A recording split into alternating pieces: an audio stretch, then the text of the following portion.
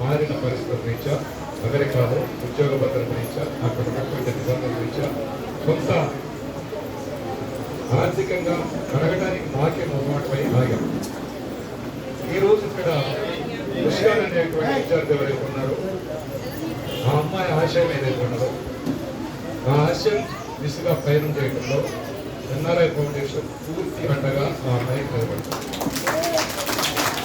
ఆ అమ్మాయి ఎంతైతే ఇంటర్మీడియట్లో ఖచ్చితంగా మంచి కాలేజీలో సీట్ వస్తుంది, ఆ తర్వాత మంచి ఇంజనీరింగ్ కాలేజ్ సీట్ వస్తుంది. ఎక్కడ ఆర్థికంగా తనకి సార్ ఈ అవకాశం నాకు ప్రభుత్వ పాఠశాలలో వచ్చిన ప్రభుత్వ కాలేజీలో సీట్ వచ్చిన ఎక్కడో ఒక దగ్గర ఇబ్బంది అనిపిస్తుంది. ఇబ్బంది పుష్కర్ గుర్తుపెట్టుకోమా ఎన్ఆర్ఐ ఫౌండేషన్ ఈసారి ఉంటారు.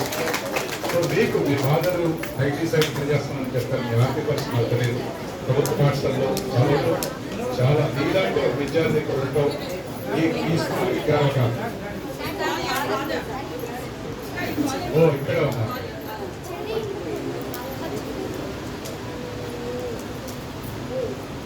Okay sir, thank you so much.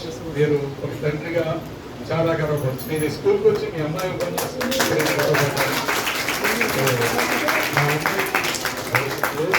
Education విషయంలో ఆ అమ్మాయికి ఉన్న తెలివితేటలు ఆ అమ్మాయికి ఉన్న ఆత్మవిశ్వాసాన్ని ఖచ్చితంగా ప్రభుత్వ రంగంలో మంచి స్థితిలో వస్తాయి.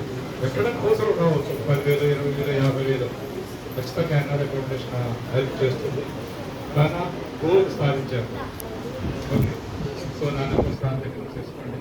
థ్యాంక్ యూ సో మచ్ తల్లి. నీతో చేయగలిగితే నా అదృష్టంగా నేను భావిస్తాను. Thank you so much.